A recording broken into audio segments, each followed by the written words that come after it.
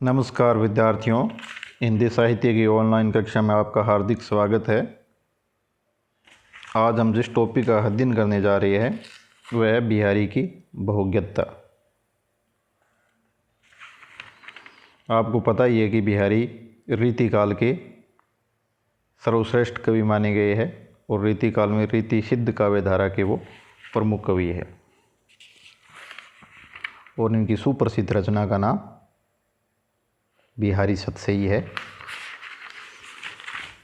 जिसमें बिहारी ने नीति, भक्ति, श्रृंगार इत्यादि से संबंधित 713 दोहों की रचना की।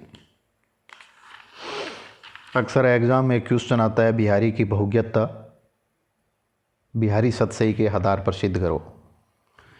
बिहारी सतसई बिहारी की सुप्रसिद्ध रचना है जिसमें 713 दोहे उन्होंने दो है और सोरठा छंद में रचे थे। उस बिहारी सतसई के आधार पर बिहारी की बहुज्ञता अपन को सिद्ध करनी है। तो सबसे पहले बहुज्ञता का क्या अर्थ है? बहुज्ञता का अर्थ है विविध विषयों की जानकारी रखने वाला इंसान, अर्थात ऐसा इंसान जिसे काव्य शास्त्रीय नियमों के अलावा अन्य विषयों का भी थोड़ा बहुत नॉलेज हो। जैसे ज्योतिष का नॉलेज हो गया, आयुर्वेद का नॉलेज हो गया, गणित का नॉलेज हो गया, पुराण शास्त्रों का नॉलेज हो गया इत्यादि। और बहुज्ञता का ये मतलब नहीं है कि बिहारी गणितज्ञ थे या आयुर्वेदा के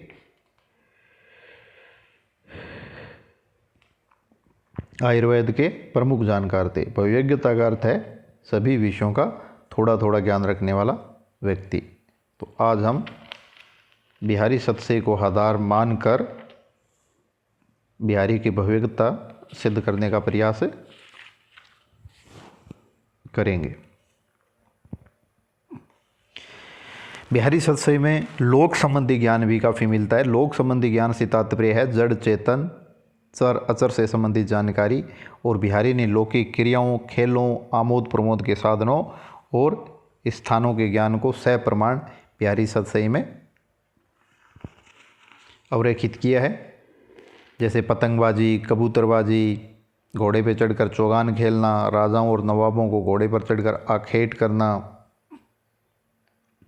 या विभिन्न प्रकार के जो मनोरंजनपरक खेल थे, जल विहार, विभिन्न प्रकार के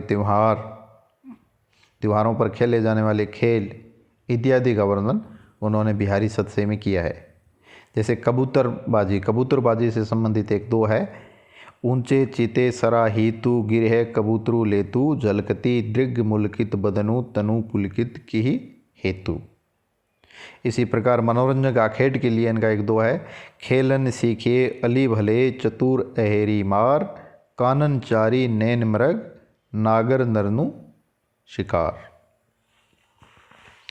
इसी प्रकार एक है, अगला टॉपिक है ज्योतिष शास्त्र का ज्ञान। ज्योतिष शास्त्र का ज्ञान रखने के कारण बिहारी के कई दोहों और सोरठों में ज्योतिष की भी बातें मिल जाती है। जिस प्रकार इनका एक सुप्रसिद्ध सोरठा है, मंगलू बिंदु सूरंगु मुखु शशि केसर आड गुरु इक नारी लही संगु रश्मि किए लोचन जगत। अर्थात जिस प्रकार ज्योतिष शास्त्र में बताया गया है कि चंद्रमा, मंगल और बृहस्पति जब किसी एक ही नाड़ी पर मिलते हैं तो संसार में वृष्टि होती है, यानी बरसात होती है। उसी प्रकार बिहारी की नायिका का जो लाल बिंदु, जो उसका तिलक है, बिंदिया लगा रखी है, उसकी तुलना मंगल से की है और उसका जो मुख है उसकी तुलना चंद्रमा से की है। ठीक है। और जो उसके माथे में केसर लगी हुई है उसको उन्होंने बृहस्पति माना है। और एक ही मुख पर मिलने के कारण लोचन रूपी जगत रस में हो उठता है। एक नारी लही संगु, मतलब एक नारी में ये तीनों है, तो रश्मि के लोचन जगत। तो इससे पता चलता है कि बिहारी को ज्योतिष शास्त्र का ज्ञान भी था। इसी प्रकार पतरा ही तिथि पाइये वहाँ घर के पास, नित प्रति पुण्य रहे ओपन ओप उजास। इस दो में भी ज्योतिष शास्त्र का ज्ञान अपने को देखने को मिल जाता है। इसी प्रकार गणित शास्त्र में शून्य का महत्व अधिक है, क्योंकि किसी भी अंक के सामने शून्य या बिंदी लगा दी जाए तो उसका मूल्य 10 गुना बढ़ जाता है। लेकिन बिहारी की नायिका के मस्तक पर बिंदी लगाने से नायिका का सौंदर्य एवं मूल्य अगणित बढ़ जाता है, अर्थात बहुत ज़्यादा हो जाता है। दो है, कहत सबे बेंदी दिए आंकू 10 गुनों होत, तिये लीलार बेंदी दिए अगणित बढ़तु उदोत। अर्थात बिहारी कहते हैं अपनी नायिका के सौंदर्य का वर्णन करते हुए कि वैसे तो एक बिंदी लगाने से 10 गुने में वृद्धि होती है, लेकिन नायिका ने जो माथे पर बिंदी लगा रखी है उससे उसका सौंदर्य बहुत ज़्यादा अनगिनत रूप से बढ़ गया है। इसी प्रकार ऐतिहासिक और पौराणिक प्रसंगों का भी समावेश मिलता है, जैसे सीता की अग्नि परीक्षा, राजा बलि का छला जाना, द्रौपदी चीर हरण, श्री कृष्ण द्वारा गोवर्धन पर्वत धारण करना, श्री राम द्वारा गिद्ध का उद्धार करना इत्यादि घटनाएं बिहारी के ऐतिहासिक और पौराणिक ज्ञान को समर्थित करती है। जैसे द्रौपदी का चीर हरण संबंधित एक दो है, आली बाडत विरह ज्यों पांचाली को चीर। अर्थात बिहारी की नायिका का जो विरह है वह उस प्रकार बढ़ रहा है जिस प्रकार द्रौपदी के चीर हरण के समय उसका जो साड़ी बढ़ती गई थी। इसी प्रकार गोवर्धन धारण संबंधित एक दो आता है, सूरपति गर्व हरियो हर्षि गिरधर गिरधर हाथ। गिरधर एक श्री कृष्ण के लिए आया, दूसरा गिरधर पर्वत को कहते हैं।